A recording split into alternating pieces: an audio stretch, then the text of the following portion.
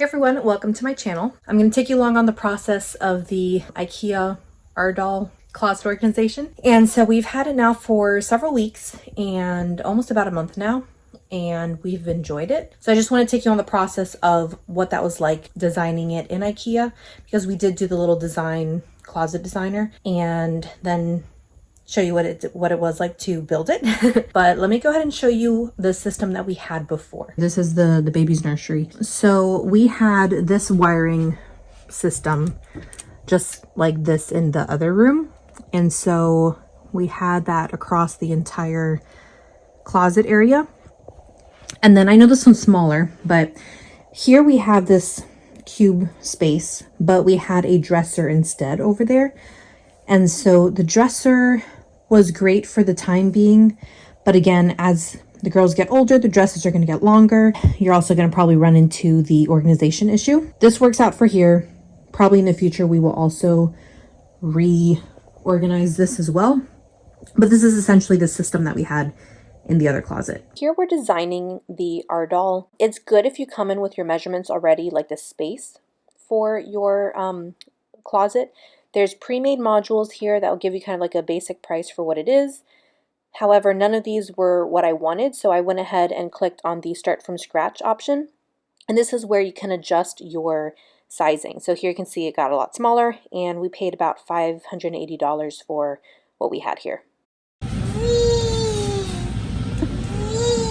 Demo day. This was kind of like our demo. Everything was coming out of the closet. The girls' room ended up being like crazy because all the clothes were on there. These are also the beds from IKEA, the extendable beds. We noticed that each of the pieces are going to be like individual. So if you're expecting it to be built already, no, you need to get each of the pieces individually. So here we have the completed closet of the girls. So you can see we had it divided where we had one girl on one side, one girl on the other, and just made a lot more sense. Previously, we had the one dresser that we thought would be, although it worked for the time being for our oldest, I kind of got to thinking what would eventually happen if we had both the girls in the dresser. Then if one girl's organized and one girl isn't, they might get upset. So another reason why we kind of did the layouts like this. So when we go into here, what's nice is that it's customizable. So you can literally put like another rod here if you want to put a shelf. If, you know, like later on you want to have more space for dresses or whatever, you can like lift this up, lift it down, whatever you want. So this is for my toddler. So we have her diaper covers, we have her socks, bathing suits, and we have her shirts, bottoms, so like all your shorts, skirts, pants. And then down here would be the pajamas. Up here we have for her designated here the sweaters and kind of like more of your holiday stuff. Over here we have her dresses, and then we have shirts, like the nice ones that need to be hung up, not the ones that are going to be in the drawer. So like your nicer shirts, sweaters, and then jeans and overalls that are here. Even though this is like a shared play area, we put the dolls here, and then here we have some bows and accessories. For my oldest, we have the dresses here. Play area is literally from here to here, and we put her purses and bags there. And then over here we have mostly long sleeve sweaters and whatnot, some shirts, like nice shirts that are hung up here. So here we have socks and undies and bathing suits. We have her shirts here, again, pants, skirts, shorts, and then pajamas. So you can see already she kind of like throws it in, doesn't really fold it, but also my youngest has been getting to it too. And then we have like play hats up here, but we can literally put whatever. We have a good clearance that we can put like a good like storage box kind of deal up here, but we're going to work on that later, but we're going to leave it empty for now. So we're going to spackle. Those are holes from the previous organization that we had in here, which was the wiring, but this is what drills into the wall. And it's pretty firm in there. And then the side panels hook onto there, and then you have the shelving on top that holds that together. This is another shelf, and then you have the drawer system. So it comes in two parts, or actually three if you include this. So you have the front part, you have the back part, and then you have these clips that you can just clip on. You don't have to drill them, which is nice. You just clip it on, and it makes it easier for our fingers to open and close. So overall, I think it's a great system. and it worked out perfectly. It's kind of flush to the wall, and there's a little insert there that you could, it's not that big of a deal.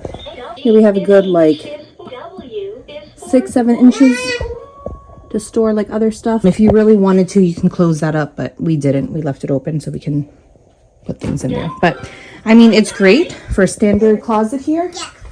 It makes space so much nicer, and we definitely recommend it. A couple of things to note about the AURDAL system and just IKEA in general is that everything is in pieces. So you're not going to see it all in one section. At least our IKEA did not have this whole AURDAL system in one specific aisle and bin area.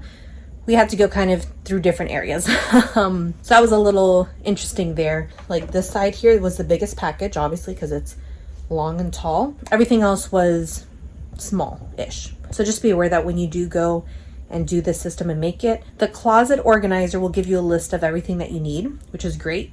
You do have to do some, like, you can send it to your phone, but then you have to go to another kiosk when you get into the area that has all the items and stuff. You have to go to another kiosk there to get specifically the number for the aisles and the bins. Maybe there's an easier way to do it, I don't know, but for me, that's how I had to do it. Overall, I think it was a great way to organize a girl's closet. It is something that we would like to do for our closet in the future, but this was more of the need right now for the girls to share. I mean, $580 seems like a lot, like, oh my goodness, that's a lot. But when you think about it, it wasn't that expensive, because if you were to buy a whole new dresser and keep like the old layout, the dresser could have been like $500 as well. So might as well create a whole new functional closet system versus the one that just didn't make sense for us. And so anyways, that was kind of our justification for it, and we've been loving it. The girls love it. They have their own spaces. Everything has an address, like everything is where it needs to be. If you're thinking of doing it, definitely look online, play with the different systems that are there. This one was just the one that we got. It was kind of, I guess, basic compared to the PAX organization. That one's like the really like fancy looking closet.